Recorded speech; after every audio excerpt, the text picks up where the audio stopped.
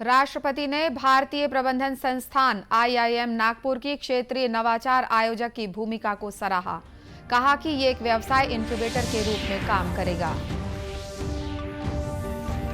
शासन द्वारा धरना प्रदर्शन के लिए बनाए गए नए नियम के खिलाफ आंदोलन करेगी भाजपा। कोर ग्रुप की बैठक में तय की गई रणनीति।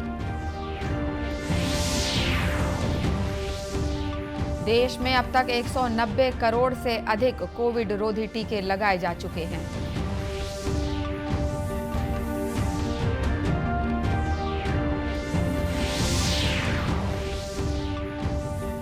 और समुद्री तूफान आसानी के असर से बदल सकता है छत्तीसगढ़ के मौसम का मिजाज।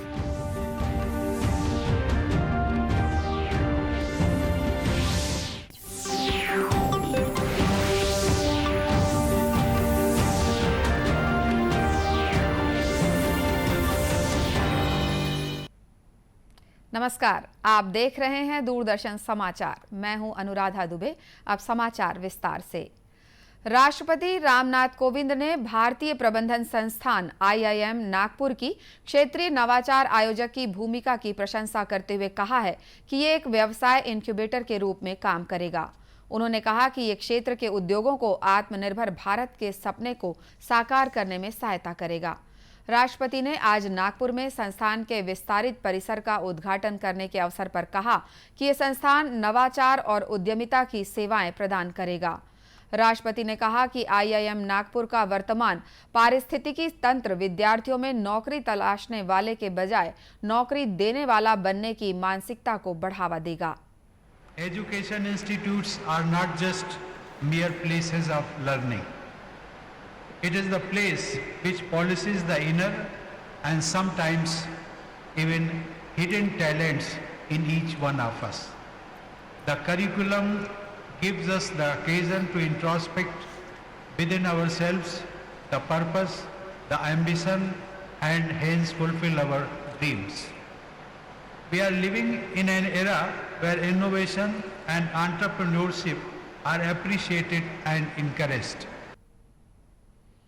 इस अवसर पर केंद्रीय मंत्री नितिन गडकरी ने कहा कि नागपुर को शिक्षा, चिकित्सा और लॉजिस्टिक्स हब बनाने का सपना साकार हो रहा है।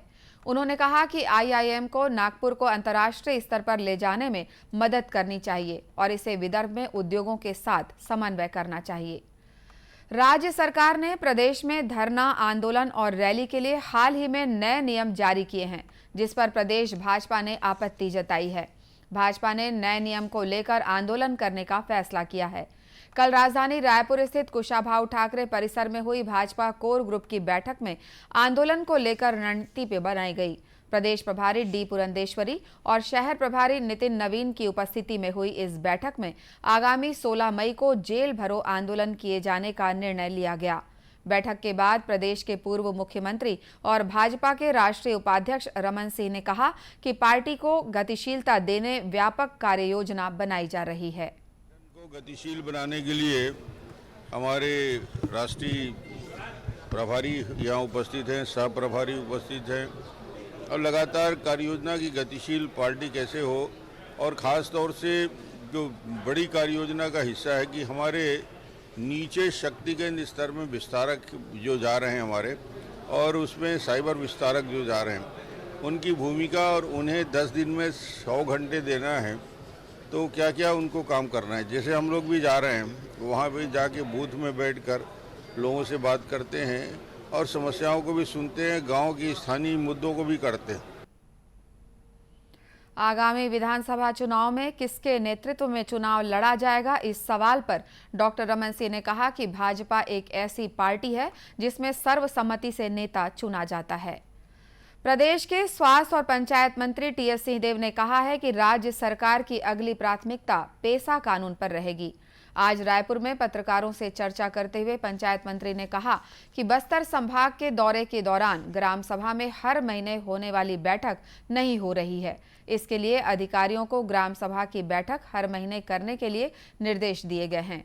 उन्होंने कहा कि पेसा नियमों को लेकर लोग भ्रम फैला रहे हैं। जो नियम लागू होने हैं उसके संदर्भ में भी चर्चा हुई, बैठक में भी चर्चा हुई, जनप्रतिनिधियों से भी चर्चा हुई, ओबीसी समाज के भी साथी आए थे, उनसे भी कांकेर में काफ़ी लंबी चर्चा हुई और सबको ये बताया कि इसमें गलत फहमियाँ हैं लोगों को कि पंचायती राज व्यवस्था के सुदृढ़ीकरण के लिए शेड्यूल्ड एरियाज में जो पेशा कानून बना हुआ है देश में, तो कोई नया कानून नहीं बन रहा है, उसके केवल नियम बन रहे हैं। श्री सिंहदेव ने बस्तर दौरे के दौरान कलेक्टर और एसपी के उपस्थित नहीं होने के सवाल पर कहा कि अधिकारियों में शिष्टाचार तो होना चाहिए। उन्होंने कहा कि यदि मंत्री किसी क्षेत्र में जाते हैं तो अधिकारियों को शामिल होना चाहिए। एक सामान्य सी बात है कि हर मंत्री के हर बैठक में कलेक्टर या एसपी को उपस्थित होने की कोई आवश्यकता नहीं है, किंतु इतना शिष्टाचार तो होना चाहिए कि कैबिनेट का मंत्री अगर जा रहा है, और कैबिनेट का कंसेप्ट पार्लियामेंट्री लहजे में क्या है कि सब बराबर है, मुख्यमंत्री उनमें अगुवा है, बाकी सब मंत्री बराबर है। कैबिनेट की जो फैसला होता है, कैबिनेट का फैसला जो होता है वो सबके ऊपर बराबरी से लागू होता है। किसी एक के ऊपर मेरा विभाग है तो मेरे ऊपर लागू होगा, बाकी के ऊपर छूट है, ऐसा नहीं। तो इस व्यवस्था में समकक्ष अगर सब हैं तो इतना व्यवहार और आचरण बनता है। श्री सिंहदेव ने मनरेगा कर्मियों से मुलाकात पर कहा कि मनरेगा कर्मियों से मिलना मेरे लिए संयोग था। उन्होंने कहा कि उनकी मांगों को सरकार में रखूंगा। राष्ट्रव्यापी टीकाकरण अभियान के तहत देश में अब तक 190 करोड़ से अधिक कोविड रोधी टीके लगाए जा चुके हैं। केंद्रीय स्वास्थ्य मंत्रालय ने कहा है कि कल 17,49,000 टीके लगाए गए। मंत्रालय ने बताया है कि राज्यों और केंद्र शासित प्रदेशों के पास अब भी 18 करोड़ 64 लाख टीके बचे हुए हैं।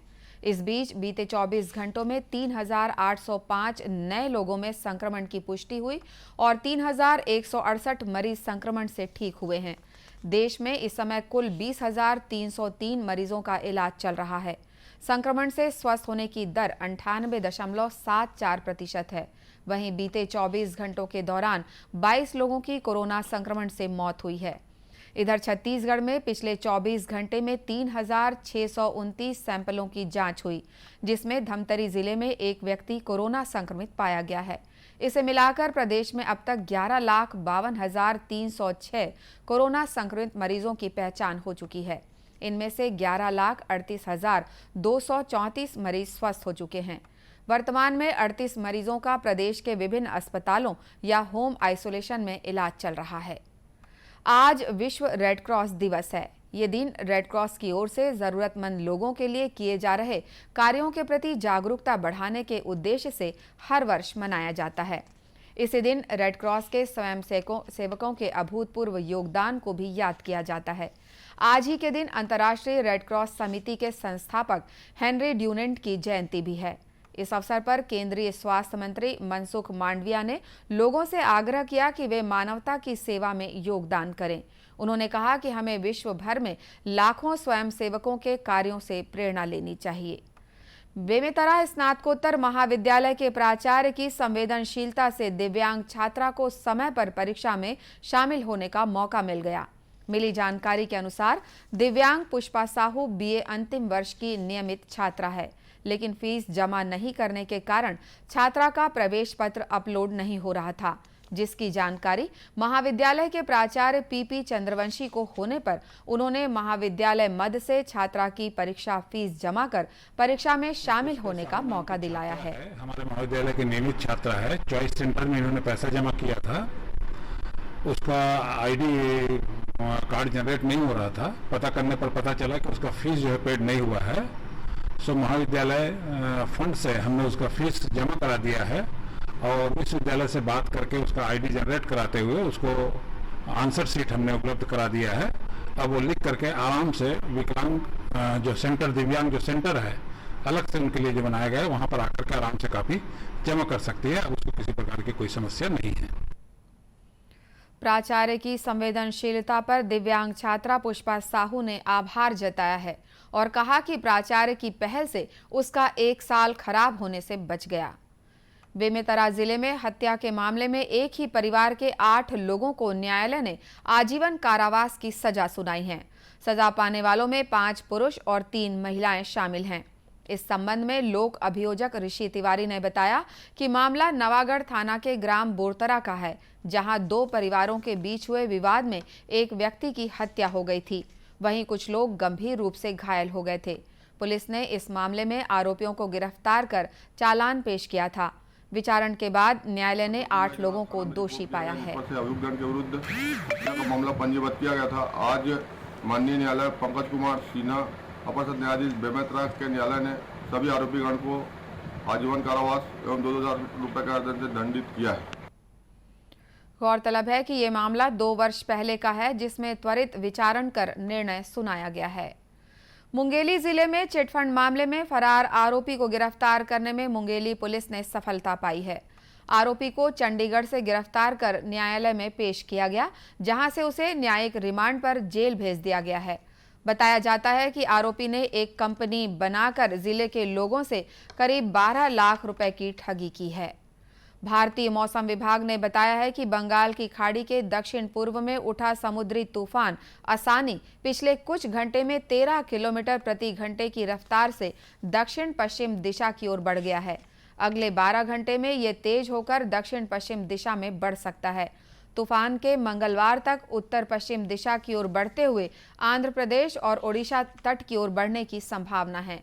इसके असर से छत्तीसगढ़ में हवा की दिशा में परिवर्तन होने की संभावना है, जिससे अधिकतम तापमान में गिरावट आ सकती है। वहीं हवा की गति बढ़ने से प्रदेश में 1-2 स्थानों पर हल्की वर्षा होने की भी संभावना है। इसके अलावा कुछ जगहों पर बादल छाए रहने के साथ ही उमस बढ़ने के भी आसार हैं। आजादी के लिए भारत का शानदार संघर्ष आधुनिक विश्व के महानतम संघर्षों में से एक है। दूरदर्शन समाचार इतिहास की धारा बदलने वालों की झलक रोजाना आपके लिए लेकर आ रहा है। आज की कड़ी में स्वतंत्रता सेनानी अवध बिहारी और भाई बाल मुकुंद की भूमिका के बारे में।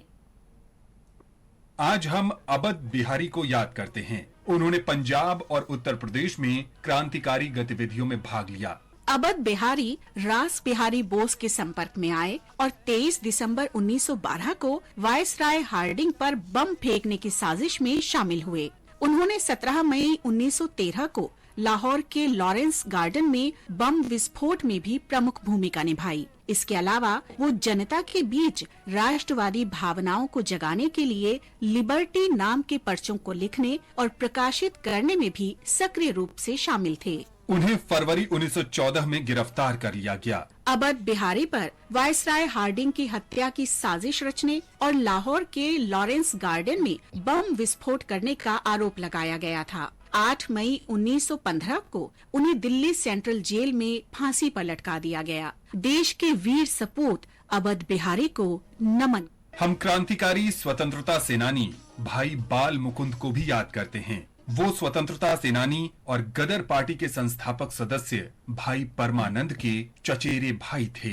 भाई बाल मुकुंद का जन्म 1889 में झेलम जिले में हुआ था, जो अब पाकिस्तान में है। वे सिखों के इतिहास में जाने माने शहीद भाई मतीदास के परिवार से थे, इसीलिए उनके नाम के साथ भाई शब्द जुड़ गया। भाई बाल मुकुंद की राष्ट्रीय आंदोलन में रुचि तब पैदा हुई जब वो छात्र थे। स्नातक की पढ़ाई के बाद उन्होंने अध्यापन किया, लेकिन अपनी राष्ट्रवादी भावनाओं की वजह से वे स्वाधीनता संग्राम से जुड़ गए। 23 दिसंबर 1912 को जब लॉर्ड हार्डिंग दिल्ली में एक मार्च में चांदनी चौक से गुजर रहे थे तो उन पर बम फेंका गया।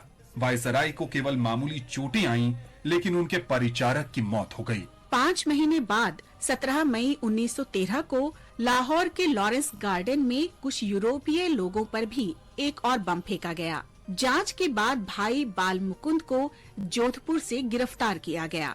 उस समय वे जोधपुर महाराजा के पुत्रों के शिक्षक के रूप में कार्यरत थे।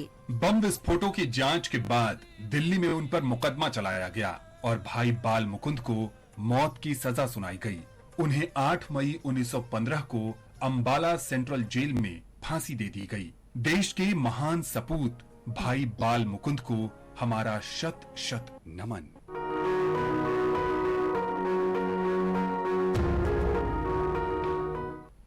दूरदर्शन दूरदर्शन केंद्र रायपुर से प्रसारित होने वाले प्रादेशिक समाचार को आप YouTube पर भी देख सकते हैं। हमारे YouTube channel Chhattisgarh DD news पर प्रादेशिक समाचार उपलब्ध रहेगा। YouTube चैनल का लिंक और QR कोड आप स्क्रीन पर देख सकते हैं। अपने एंड्रॉयड फोन से QR कोड स्कैन कर आप छत्तीसगढ़ डीडी न्यूज लिंक पर जा सकते हैं। इसके अलावा छत्तीसगढ़ डीडी न्यूज फेसबुक और ट्विटर पर भी उपलब्ध है। इसी के साथ ये समाचार बुलेटिन समाप्त हुआ। नमस्कार।